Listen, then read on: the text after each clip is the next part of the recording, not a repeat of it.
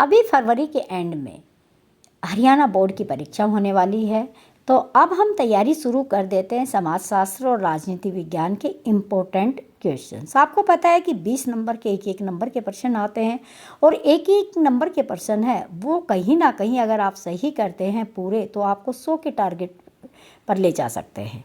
आपको 90 पार भी करवा सकते हैं और कुछ बच्चों को 80 पार भी करवाते हैं। तो देखिए, आज मैं हरियाणा बोर्ड के हिसाब से पुराने पेपरों का विश्लेषण करके बहुत ही अच्छे तरीके से नागरिक शास्त्र और समाजशास्त्र के समाहित क्वेश्चंस इकट्ठे करके लेके आई हूँ। मुझे लगता है कि इनमें से प्रश्न आपके ज़रूर कोई ना कोई कवर होगा, और डेली इसी तरह के प्रश्नों की श्रृंखला देखने के लिए आप इस चैनल पे सब्सक्राइब कर लीजिएगा चैनल को, वीडियो को लाइक ज़रूर करिएगा और शेयर कर दीजिएगा जो बच्चे पढ़ रहे हैं, ताकि अब थोड़ा समय उसमें आप अच्छे तरीके से इंपॉर्टेंट प्रश्न अच्छे से कर सके। चलिए शुरू करते हैं टाइम को ख़राब किए बिना। तो देखिए, समाजशास्त्र के स्टार्टिंग के प्रश्न है, सामाजिक विषमता और बहिष्कार का शिकार कौन रहा है। ये प्रश्न मोस्टली आता है तो दलित, महिलाएं और आदिवासी। अगर ये प्रश्न 3 नंबर में, 4 नंबर में, 2 नंबर में आ जाए तो भी आप लिखिए दलित, महिला, आदिवासी। इन सबको बताइए कि आदिवासी क्या है, महिलाएं कैसे इसकी शिकार रही है, और दलित वर्ग कैसे शिकार रहा है। तो इसी के बेस पे आप इसको बड़ा प्रश्न भी बना सकते हो। सेकंड प्रश्न है कि प्रथम पिछड़ा वर्ग आयोग किसकी अध्यक्षता में बना था। तो देखिए, पहला पिछड़ा वर्ग आयोग है काका कालेकर की अध्यक्षता में बना था, तैयार हुआ था। सत्य शोधक समाज की स्थापना किसने की थी। तो महात्मा ज्योतिबा फुले ने की थी। सुल्तानाज ड्रीम नामक रचना है, उसके लेखक कौन है। ये बेगम रुकैया है। ये प्रश्न बहुत ही इम्पोर्टेंट है, मोस्टली समाजशास्त्र में तो किसी ना किसी उसमें आता ही रहता है, कोड में अलग अलग। संविधान के कौन कौन से अनुच्छेद है जो अनुसूचित जातियों एवं जनजातियों के लिए विशेष प्रतिनिधित्व देने की व्यवस्था की गई है। ये ध्यान रख रहा है, ये पॉलिटिकल साइंस में भी और सोशलॉजी में, दोनों में। तो संविधान का अनुच्छेद 330, 332, 334, इनमें ये पड़ता है एससी और एसटी के लिए क्या करता है कि प्रतिनिधित्व की बातें करता है। नेक्स्ट प्रश्न हमारा है, जनता पार्टी द्वारा वीपी मंडल की अध्यक्षता में पिछड़ा वर्ग आयोग कब बनाया गया था। तो ये आयोग बना था 1978 में, जब इंदिरा गांधी की सरकार हट गई थी। मंडल आयोग ने अपनी रिपोर्ट किस वर्ष में सरकार को दी थी। तो मंडल आयोग ने अपनी रिपोर्ट 1980 में सरकार को सौंप दी थी। संविधान की कौन सी धारा में अनुसूचित जातियों को अनुसूचित किया गया था, यानी कि उनको लिखा गया था, उसमें सूचीबद्ध किया गया था। तो 342 अनुच्छेद जो संविधान का है उसमें उनकी सूची को अंकित किया गया था।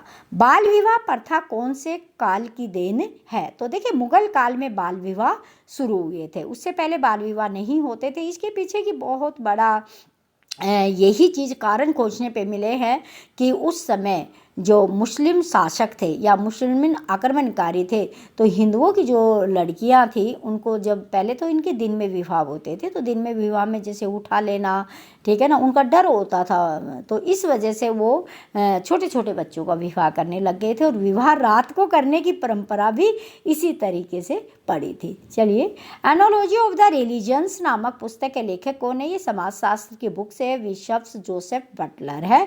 अस्पृश्यता का आचरण दंडनीय अपराध संविधान के किस अनुच्छेद में है। तो ये संविधान के अनुच्छेद 17 में, जो छुआछूत की मनाही करता है।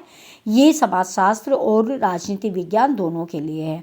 धर्म तथा भाषा पर आधारित अल्पसंख्यकों को अपनी शिक्षण संस्थाएं स्थापित करने का अधिकार संविधान के किस अनुच्छेद में दिया गया है। तो ये अनुच्छेद 30 में दिया गया है।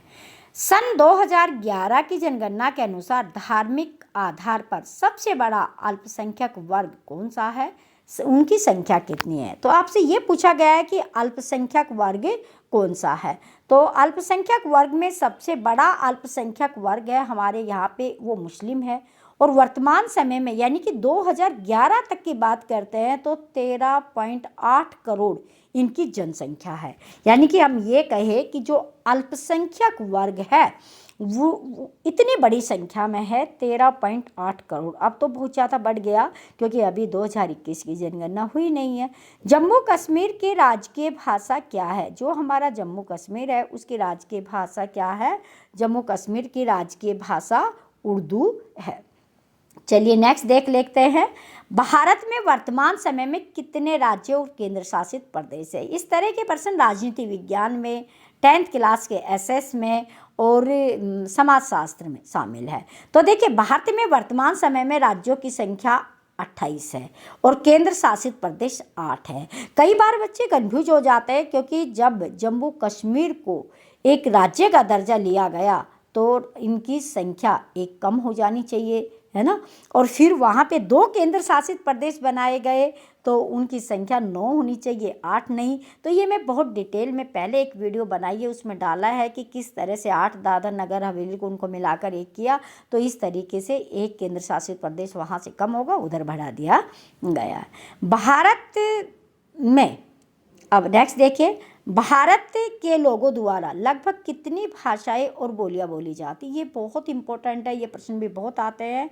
1632 भाषाएं और बोलियां यहाँ के लोग बोलते हैं। भारत के अंतिम जनगणना भारत में कब हुई थी? तो 2011 में हुई थी। सबसे नवीनतम जनगणना पूछी जाए तो 2011 में हुई थी। भूमिपुत्र की अवधारणा का संबंध किससे है? ये वैसे तो प्रश्न राजनीति विज्ञान का है, लेकिन समाजशास्त्र में भी इसका एक पार्ट है। भूमिपुत्र की अवधारणा का मतलब होता है क्षेत्रीय असमानता। अब हमारे देश में जब हम आज़ाद हुए तो उस समय 14 ही राज्य थे, वर्तमान समय में 28 राज्य बने। ये राज्य या तो भाषा के आधार पर तो निर्माण है, जाति धर्म क्षेत्र के आधार पर लोग अलग हो गए। जैसे कि बिहार से अलग होकर एक राज्य बना झारखंड, छत्तीसगढ़ बना मध्य प्रदेश से अलग होकर, है ना, उत्तराखंड बना उत्तर प्रदेश के अलग होकर, आंध्र प्रदेश से तेलंगाना, इस तरह अलग अलग राज्य बनते चले गए। वो धरती पुत्र की भावना कह सकते हैं हम उसको, भूमि पुत्र की भावना अवधारणा कह सकते हैं कि अपने एक विशेष क्षेत्र के प्रति उनका लगाव रहता है। और ये होता क्यों है? ये इसलिए होता है क्योंकि क्षेत्रीय असमानता होती है। एक क्षेत्र के लोग ज़्यादा विकसित हो जाते हैं, एक क्षेत्र के लोग पिछड़े हुए होते हैं, तो इस तरह की भावनाएं क्या होती है? शामिल होती है।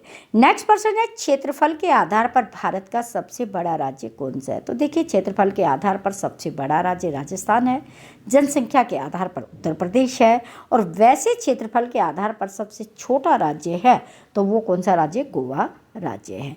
नेक्स्ट प्रश्न आता है हमारा इसमें, क्योंकि समाजशास्त्र में और राजनीति विज्ञान में धर्म का भी वर्णन है। ये एक चैप्टर में अलग से आपको करवाऊंगी कि भारत में कौन कौन से धर्म के लोग कितने प्रतिशत रहते हैं। अब देखिएगा, सिखों के 10वें गुरु कौन थे? तो श्री गोविंद सिंह सिखों के 10वें गुरु थे। तो आज के इन प्रश्नों में सिर्फ मैंने 20 प्रश्न शामिल किए और मुझे लगता है कि इसमें से हर एक कोड में एक एक दो दो प्रश्न जरूर होगा, क्योंकि पूरी किताब से ही मैंने इन प्रश्नों को क्या किया है? सिलेक्ट किया है। अगर इस तरह के प्रश्नों की सूची आपको चाहिए, सिलेक्टेड प्रश्न चाहिए, या फिर आप ये कहिए एक रिवीजन चाहिए, तो आप इस चैनल को सब्सक्राइब करिए, वीडियो को लाइक कीजिएगा। एंड तक आप इनका क्रॉस चेक करके मुझे बता पाएंगे कि कितने प्रश्न फाइनल एग्जाम में आपके आए हैं। ठीक है, वीडियो पसंद है, क्वेश्चन समझ आ रहे हैं तो ही वीडियो को लाइक करिएगा, चैनल को सब्सक्राइब कीजिए। Thanks for watching.